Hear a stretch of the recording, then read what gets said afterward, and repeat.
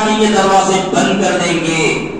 رمضان میں سچی پکی توبہ، کوئی گناہ نہیں ہونے دیں گے، نہ زبان سے، نہ آنکھوں سے، نہ کانوں سے، نہ ہاتھ پیروں سے. گناہوں کے سارے دروازے بند کریں گے. صرف ایک مہینہ اللہ کی اطاعت فرما برداری، اس کی رضامندی میں لگے رہیں گے تو اس ایک مہینے کی برکت سے انشاءاللہ آئندہ 11 مہینے بھی ہمارے صحیح گزریں گے. یہ اللہ چاہتے بھی ہیں کہ رمضان کا مہینہ اچھا گزر جائے بندے کا. تو بہرحال میرے بھائیوں، ایمان کی جو دولت ہم کو ملی ہے اللہ کا بہت شکر ادا کرنا چاہیے. جتنا بھی ہم شکر ادا کریں بہت کم ہے. ایمان بہت بڑی دولت ہے. دوسرا، اللہ پاک نے رمضان عطا فرمایا. اب رمضان میں تو بار بار رمضان کے فضائل سنتے ہی رہتے ہیں، مساجد میں بھی پڑھی جاتی ہیں کتابیں فضائل کی، زیادہ کہنے کی ضرورت نہیں. اس کا ایک ایک لمحہ بھی قیمتی ہے. کتنا قیمتی ہے دیکھیے. بندہ کرتا چھوٹا عمل ہے، اللہ بناتے بڑا ہے، اسے پھیلاتے ہیں اسے. اس لیے تو حضور نے فرمایا صلی اللہ علیہ وسلم نے، جو بندہ رمضان میں اللہ کو راضی کرنے کے لیے کوئی نفل عمل کرے گا، نفل عبادت کرے گا، اللہ تعالیٰ اس کا اجر و ثواب فرض کے برابر عطا فرمائے. کوئی ایک فرض پورا کرے گا، اللہ تبارک و تعالیٰ 70 فرائض کا ثواب دیں گے. 70 فرائض کا مطلب ایک روزہ ہم رکھیں گے، 70 روزے اللہ لکھائیں گے. کسی بندے کو رمضان کے 30 روزے مل گئے، کبھی کبھی 29 بھی ہوتے نا، 30 روزے بندہ رکھ لیتا ہے، فارغ ہو جاتا ہے، اللہ تعالیٰ 30 روزوں کا ثواب نہیں لکھائیں گے نام اعمال میں، اس کے اعمال میں لکھائیں گے 2100 روزوں کا ثواب. 2100 روزوں کا ثواب. ایک روزے پہ 70 روزے، ایک نماز پہ 70 نمازیں. ایک نماز پہ ایک نماز کا ثواب نہیں، 70 نمازوں کا ثواب ملے گا. ایک نماز کا ثواب 70. رمضان میں 70 نمازیں لکھی جائیں گی. وہ 70 نمازیں آپ دیں گے. بخاری شریف میں تفصیلی روایت ہے، اللہ تبارک و تعالیٰ نے حضور سے فرمایا کہ 50 وقت کی نماز تو فرض تھی مگر معاف کر دیا، 45 وقت تھی، 5 وقت کی باقی رہ گئی. 5 وقت کی نماز کو آپ ادا کریں گے، آپ کی امت ادا کرے گی، لیکن میرا تو وعدہ وہی ہے کہ 50 وقت کی نمازوں کا ثواب ادا کروں. رمضان کی ایک نماز 70 ہو جاتی ہے، وہ 70 کو 50 سے ضرب دیں گے، 3500 نمازیں ہو جائیں گی. وہ 3500 نمازیں پھر بندہ یہ لے کے اللہ کے پاس جب پہنچے گا ایمان والا. بچانا بھی تو ضروری ہے. رمضان کے مہینے میں شروع میں ہم نے سنا بھی تھا ایک بیان میں کہ بھائی اعمال صالحہ کرتے بہت ہیں، ہم بچا نہیں پاتے اس سے، گناہ کی وجہ سے. بچانا بہت ضروری ہے. اللہ نے بچانے کے لیے کہا ہے من جاء بالحسنۃ، جو بندہ میرے پاس لے کے آئے گا نیکی، میں کیا کروں گا 10 گنا بڑھا دوں گا. اب یہاں 3500 بنا رہے، ایک نماز رمضان میں پڑھے گا 3500 نمازوں کا ثواب لکھا جائے گا. وہ بندہ جب مرے گا اللہ کے پاس پہنچے گا، رمضان کی نمازیں لے کے جائے گا، ایک ایک نماز کا ثواب 35000 نمازوں کے برابر. بلکہ اللہ جتنا چاہے اتنا بڑھا دیں گے. یہ کیوں اللہ تعالیٰ دے رہے ہیں؟ کیوں اللہ کی عنایتیں ہیں؟ اس لیے دے رہے ہیں بندو، کسی کو ہم نے 1000 سال دیے، کسی کو 800 سال دیے، کسی کو 500 سال کی زندگی دی، انہوں نے اعمال صالحہ کر لیا. میرے محبوب کی امت ہو، کسی دوسری امت کے سامنے تم شریک نہیں ہونا، اپنے اعمال کو کم نہیں سمجھنا.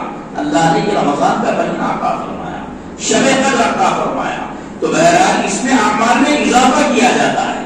اب زکات فرض ہے، زکات پہ جتنے پیسے نکلیں گے بندہ خوش دلی سے ادا کرے گا.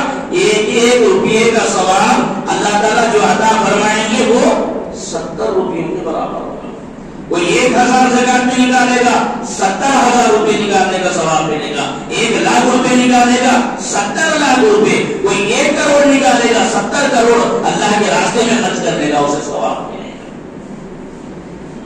کبھی وقت کے حساب سے اعمال کے جو ہے ثواب میں اضافہ ہو جاتا ہے، کبھی جگہ کے حساب سے، جگہ بدل گئی تو بھی عمل بڑھ جاتا ہے. ہماری نماز ہمارے مسجد میں پڑھے 25 نمازوں کا ثواب، ہمارے گھر میں پڑھے تو 1 نماز ہے. جماعت کے ساتھ پڑھے مسجد میں 25 نمازوں کا، جامع مسجد میں پڑھے 27 بعض حدیثوں میں 50 نمازوں کا. وہی نماز ہم گئے جا کے کہاں پڑھے؟ مسجد نبوی میں پڑھے 50,000 نمازوں کا ثواب. وہی نماز ہم بیت اللہ میں پڑھے تو 1,00,000 نمازیں ہو جائیں گی. اب اندازہ کریے رمضان کا مہینہ ہے، ایک بندہ ایک نماز مسجد حرام میں پڑھ رہا ہے، 1,00,000 سے اور ضرب دیں گے، وہ 35,000 جا کے 1,00,000 میں اضافہ ہو گیا تو 35,00,000 نمازیں ہو جائیں گی۔ کتنا اللہ تعالیٰ نوازنا چاہتے ہیں، کتنا دینا چاہتے ہیں رمضان کے مہینے میں۔ بس ہم خوش دلی کے ساتھ میں عمل کریں، لگے رہے، ہمارا عمل ہی ہمارے ساتھ چلے گا، ہمارا عمل ہمارے ساتھ چلے گا۔ پیارے نبی علیہ الصلوۃ والسلام نے صحابہ کرام کو مخاطب کرتے ہوئے، خطاب کرتے ہوئے سوال کیا کہ میرے صحابہ بتاؤ، میرے صحابہ بتاؤ کہ کسی شخص کے 3 بھائی، کسی شخص کے 3 بھائی ہیں اور وہ شخص مر رہا ہے، موت کا وقت قریب آیا۔ اب وہ مرنے والا اپنے بھائیوں سے پوچھتا ہے، پہلے والے سے پوچھا، میرے بھائی تو میرے واسطے کیا کرے گا؟ میں تو مرنے کے لیے تیار ہوں، میرے لیے کیا کر پائے گا؟ زندگی میں تو تیرا بہت خیال کرتا تھا، تجھے چاہتا تھا، محبت کرتا تھا، تیری تکلیف میری تکلیف تھی، تیری بیماری گویا میری بیماری تھی، اب میں مر رہا ہوں، بتا تو میرے کیا کام آئے گا؟ پہلے والے سے پوچھا کہ تیری زیادہ حفاظت کرتا تھا، تجھے زیادہ چاہتا تھا، اب تو میرے لیے کیا کر پائے گا؟ پہلے والا جواب دیا کہ میں کیا کروں گا، جیے تو اپنی اپنی زندگی جیے، اب مر رہا تو اپنی موت مرا، میں تو تیرے بستر پہ نہیں لیٹ سکتا، تیرے کچھ کام نہیں آ سکتا، لہٰذا مجھ سے کوئی امید بھی مت رکھ۔ یہ پہلے والے کا جواب۔ حضور نے فرمایا دوسرے والے سے، مرنے والے نے پوچھا دوسرے والے بھائی سے کہ بھائی مجھ سے زیادہ محبت کرتا تھا، تیری تکلیف میری تکلیف تھی، تیری بیماری میری بیماری تھی، تیری چاہت ہی میری چاہت تھی، تو جب تک نہیں پہنتا میں نہیں پہنتا تھا، تو جب تک نہیں کھاتا میں نہیں کھاتا تھا، یہ حالت تو دنیا میں تھی، اب میں مر رہا ہوں، میرے تو کیا کام آئے گا، کیا مدد کر پائے گا؟ دوسرے والے نے جواب دیا کہ بھائی بہت کچھ بھلا کیا ہے تو میرے ساتھ، میں مانتا ہوں، لیکن میں کچھ بھی نہیں کر سکتا، تیری جگہ بستر پہ تو نہیں لیٹ سکتا مرنے کے لیے، کچھ نہیں ہو سکتا، بس اتنا کروں گا تیرا انتقال ہو جائے لوگوں میں خبر پھیلا دوں گا، تیرے تجہیز و تکفین کا کام کروں گا، بس اتنا کر پاؤں گا، اس سے زیادہ نہیں۔ پھر جب وہ مرنے والا تیسرے بھائی کو دیکھتا ہے، کہتا ہے کہ میرے بھائی تجھے تو میں کچھ بھی نہیں سکتا، تجھ سے تو کوئی سوال بھی نہیں کر سکتا، اس لیے کہ تیرے ساتھ میں میرا کوئی اچھا سلوک نہیں تھا، تیرے ساتھ اچھا سلوک نہیں تھا، تو مجھے چاہتا تھا میں تجھے نہیں چاہتا تھا، تو میرے قریب آنا چاہتا تھا میں تجھے دور ہٹاتا تھا یا دور بھاگتا تھا، تیرے قریب رہنا مجھے پسند نہیں تھا، تجھے نہیں چاہتا تھا، تیرے ساتھ میں میرا برتاؤ اور سلوک اچھا نہیں تھا، لیکن پھر بھی پوچھتا ہوں بتا جب میں مر رہا ہوں تو میرے تو کیا کام آئے گا؟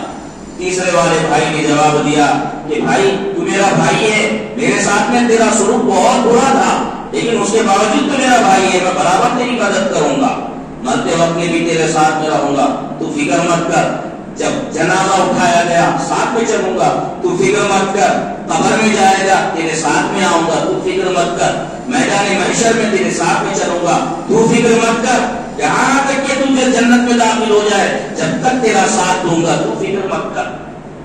اب حضور نے صحابہ سے سوال کیا بتاؤ بھائی 3 بھائیوں میں سے کون سا بھائی اچھا ہے؟ صحابہ نے فرمایا یا رسول اللہ، پہلے تو حضور نے پوچھا پہلے والا کیسا ہے؟ فرمایا یا رسول اللہ یہ کوئی اچھا بھائی نہیں ہے، ایسے بیکار ہوتے ہیں، ایسے کوئی بھائی کام کے نہیں ہے۔ اور حضور نے پوچھا دوسرے والا بھائی کیسا ہے تمہارے نزدیک؟ تو صحابہ نے فرمایا دوسرے والا بھی اتنا برا بھی نہیں ہے، اتنا اچھا بھی نہیں بول سکتے اسے، وہ بھی کچھ نہیں کر رہا، مرنے کے بعد خالی بس اعلان کرے گا، تجہیز و تکفین کا کام کرے گا۔ تیسرے والا بھائی کیسا ہے؟ تو صحابہ نے فرمایا بھائی ہو تو ایسا، اس کو بھائی کہا جائے گا، بھائی ہو تو ایسا ہو، یہ بھائی ہے۔ تو حضور نے مسکراتے ہوئے صحابہ سے پوچھا کہ تم جانتے ہو ان 3 بھائیوں کی مثال جو میں نے دی ہے وہ کون کون ہے؟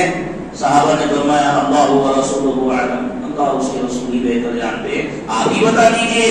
سرکار نے فرمایا پہلے بھائی کی جو میں نے مثال دی ہے وہ انسان کا مال ہے، مال، بس مال ایک طرف تکتا رہے گا، انسان کا انتقال ہو گیا فوراً کود کے دوسرے کے گود میں چلا جائے گا، کچھ نہیں کرے گا، اس کے پاس سے اچھل کے دوسرے کے گود میں جا گرے گا، اس کے لیے تو کچھ کام نہیں آئے گا۔ دوسرا جو بھائی ہے اس کی جو میں نے مثال دی ہے وہ انسان کے گھر والے ہیں، اس کے اولاد ہیں، اس کے عزیز و اقارب ہیں، اس کے بھائی خاص بھائی ہیں، رشتہ دار ہیں، کنبے والے ہیں، بس اتنا کریں گے کہ خبر پھیلا دیں گے انتقال ہو گیا، انتقال ہو گیا، بس غسل دے دیں گے، کفن پہنائیں گے، جنازہ پڑھیں گے، لے جا کے دفن کریں گے، واپس ہو جائیں گے، اس کے ساتھ تو نہیں رہیں گے، واپس آ جائیں گے۔ تیسرے جو میں نے بھائی کی مثال دی ہے وہ عمل صالح، انسان کا نیک عمل، انسان کا نیک عمل، وہ دفن ہونے کے بعد بھی اس کے ساتھ میں جائے گا۔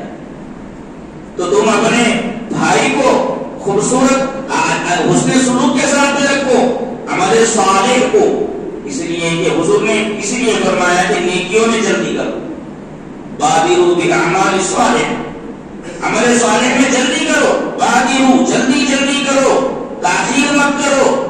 نیکی کرنے کا دل میں ارادہ بھی آنا اللہ کا مہمان ہے، اس ارادے کی قدر کر لو، فوراً آگے بڑھو نیکی کے کاموں میں، برائی کے کاموں میں پیچھے ہٹ جاؤ۔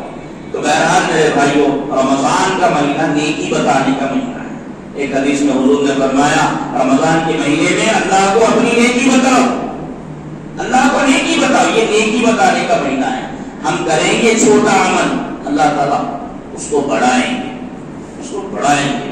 کس کے سامنے بڑھائیں گے؟ فرشتوں کے سامنے بڑھائیں گے، اور انہی فرشتوں کو شب قدر میں اتاریں گے بھی زمین پہ۔ ہم سنتے ہیں شب قدر میں فرشتے اترتے ہیں، اتنی کثیر تعداد میں اترتے ہیں کہ پھیل جاتے ہیں بس پوری دنیا میں۔ جبرائیل امین کو بھی اتارتے ہیں۔ اب مفسرین کا اس میں اختلاف ہے، روح سے مراد کون ہے؟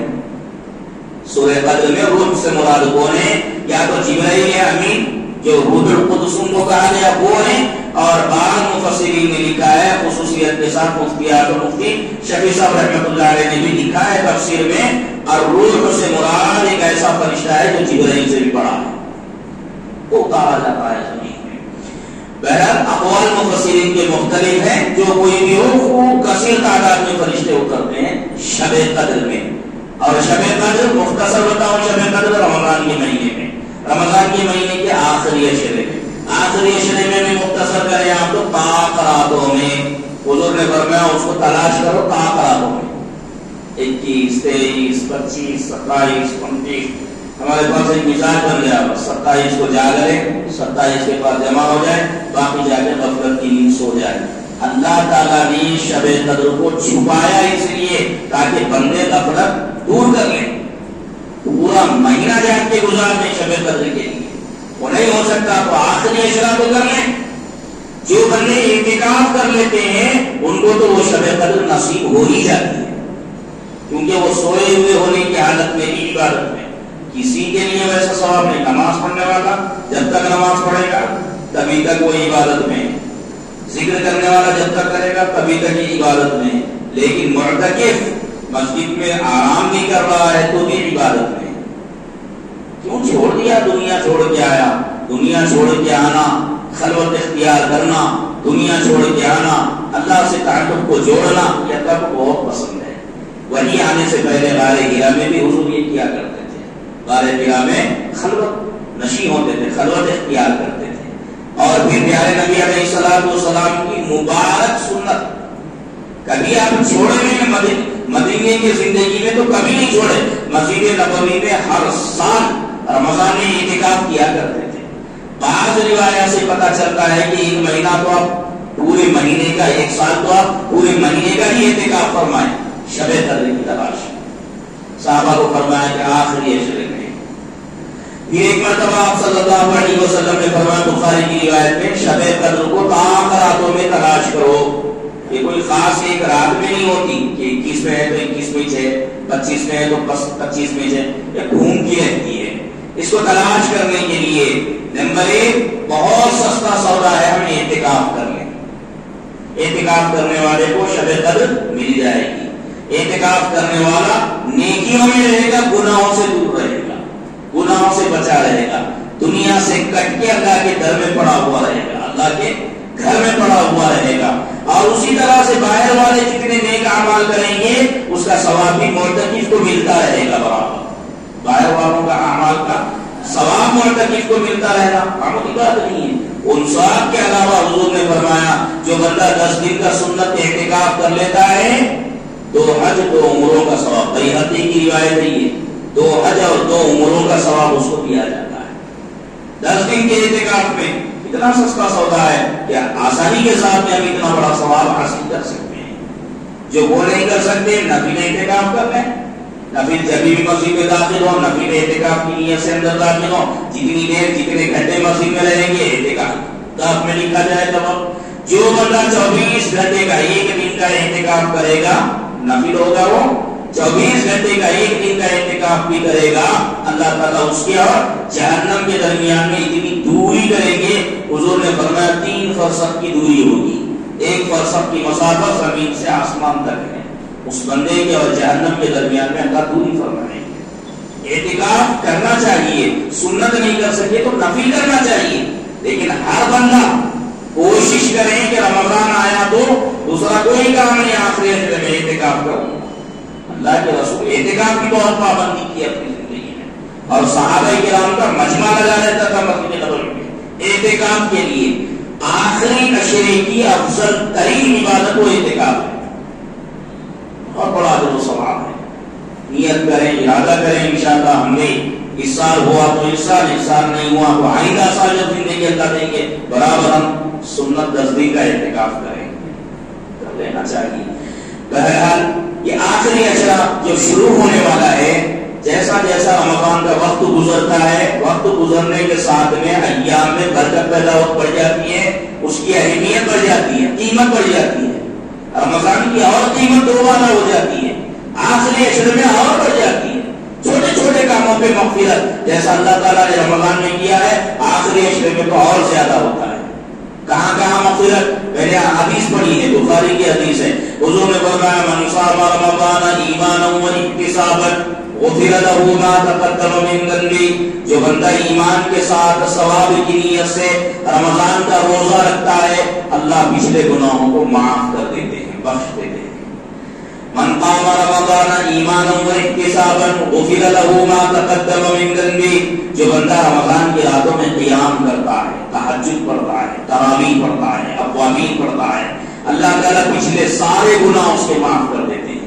شب قدر کے بارے میں بھی وہی فرمایا وَمَنْ قَامَ فِي لَيْلَةِ الْقَدْرِ إِيمَانًا وَاحْتِسَابًا غُفِرَ لَهُ مَا تَقَدَّمَ مِنْ ذَنبِهِ، جو بندہ رمضان کے مہینے میں شب قدر پالے اور اس میں عبادت کر لیا ایک رات میں، تو اللہ تعالیٰ پچھلے سارے گناہوں کو معاف کر دیں گے۔ یہ بار بار معافی معافی معافی کیوں ہے؟ معافی کے وعدے کیوں ہیں؟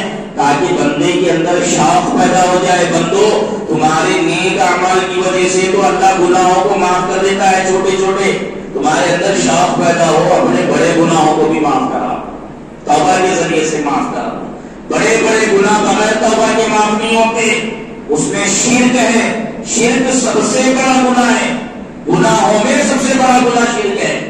شرک سے توبہ کرو، شراب پیے ہو کبھی اس سے توبہ کرو، چوری کیے ہو توبہ کرو، زنا کیے ہو توبہ کرو، جھوٹ بولے ہو توبہ کرو، غیبت کیے ہو توبہ کرو، چغل خوری کیے ہو توبہ کرو، ناحق کسی کو قتل کیے ہو توبہ کرو۔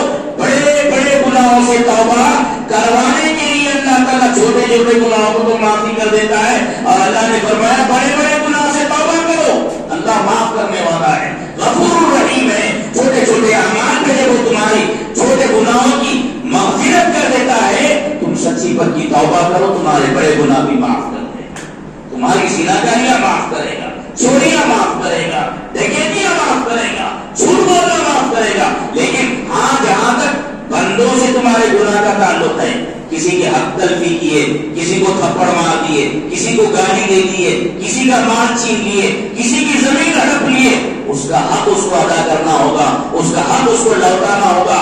جب تک نہیں لوٹا ہوگی اللہ معاف نہیں کرے گا، یا تو لوٹائے یا پھر اپنے پاس سکت نہیں ہے دینے کی، چھٹی پکڑ کے معافی مانگ لے، جب وہ معاف کر دیا تو معاف ہوگا، ورنہ ہوگا معاف نہیں ہوگا۔ تو بڑے بڑے گناہ کے لیے توبہ ہے، چھوٹے چھوٹے گناہ تو ایسے ہی معاف کر دیتے ہیں اللہ تعالیٰ۔ شب قدر کی عبادت میں بھی وہ گناہ معاف ہو جاتے ہیں۔ ہم اعتکاف نہیں کر سکے، کم سے کم راتوں میں جاگنے کا اہتمام کریں۔ آخری عشرہ تو سونا نہیں چاہیے میرے بھائی، گھر والوں کو بھی جگانا چاہیے، گھر میں بھی۔ نبی پاک صلی اللہ علیہ وسلم آخری عشرے میں تو پیارے نبی علیہ السلام گھر کے عورتوں کو بھی جگایا کرتے تھے، امہات المومنین کو جگاتے تھے کہ اٹھاؤ، یہ سونے کا مہینہ نہیں ہے، سونے کا عشرہ نہیں ہے، اس میں عبادت کرو، اللہ کو راضی کرو۔ آخری عشرے میں تو خوب اہتمام کرنا چاہیے راتوں میں جاگنے کا، وہ ہماری رات مسجد میں گزرے یا ہمارے گھر میں رہے تاکہ ہم گناہوں سے بچ سکیں۔ بازاروں میں گھومنے کا اور خاص کر شاپنگ کرنے کا نہیں ہے آخری عشرہ۔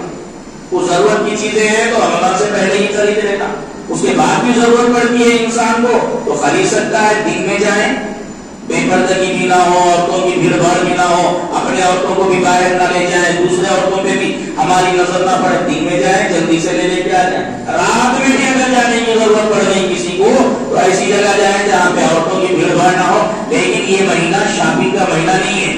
آخری عشرے میں تو خاص کر وقت اس میں برباد نہیں کرنا چاہیے، اس میں سنت اعتکاف کی فکر کریں، وہ نہیں کر سکے تو نفل کی، وہ بھی نہیں کر سکے تو آخری راتوں میں جاگنے کا اہتمام کریں، جاگنے کا اہتمام کریں تاکہ ہم کو اللہ تعالیٰ شب قدر نصیب فرمائے۔ جس بندے کے دل میں جتنی طلب ہوگی، جتنی طلب ہوگی، جتنی چاہت ہوگی، اللہ تعالیٰ اس طلب اور چاہت پہ عطا فرماتے ہیں۔ طلب ہمارے اندر ہوگی شب قدر کو پانے کی، ہم جاگ کے تھوڑی دیر بھی عبادت کریں گے، انشاءاللہ ہم کو شب قدر میسر نصیب ہوگی۔ اچھا اس میں کرنا کیا ہے؟ ام المومنین نے پوچھا یا رسول اللہ مجھے یقین ہو جائے یہ رات شب قدر ہے تو میں کیا کروں اس میں؟ تو حضور نے فرمایا عائشہ ایک دعا کرو، کرتے رہو، بخاری شریف میں ہے یہ بھی، اللہم انک عفو تحب العفو فاعف عنی، اللہم انک عفو تحب العفو فاعف عنی، اللہم انک عفو، اے پروردگار آپ تو معافی کو پسند کرتے ہیں، اللہم انک عفو آپ معاف کرنے والے ہیں، تحب العفو آپ معافی کو پسند فرماتے ہیں، فاعف عنی مجھے معاف کر دیجیے، آپ معاف کرنے والے ہیں، معافی کو پسند فرماتے ہیں، مجھے بخش دیجیے، مجھے معاف کر دیجیے۔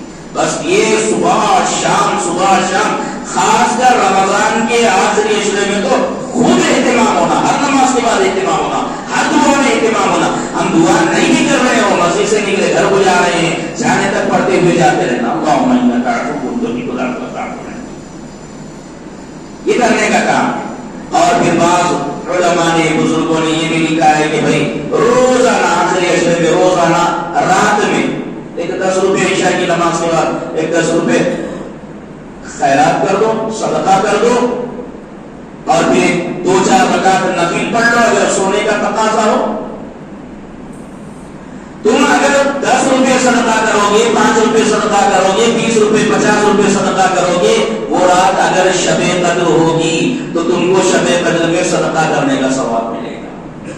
اگر 2-4 رکعت نماز پڑھ کے سو گئے، وہ رات شب قدر کی ہوگی، تھوڑا سا لمحہ ہوگا وہ شب قدر کا، یا بعض علماء نے لکھا ہے کہ پورا مغرب سے فجر تک وہ رات رہے گی، قرآن سے تو معلوم ہوتا ہے فجر تک رہے گی، وہ تو بہرحال فجر تک پوری رات رہے گی، 2-4 رکعت پڑھ کے بھی سو گئے، شب قدر میں عبادت کرنے کا ثواب ملے گا انشاءاللہ۔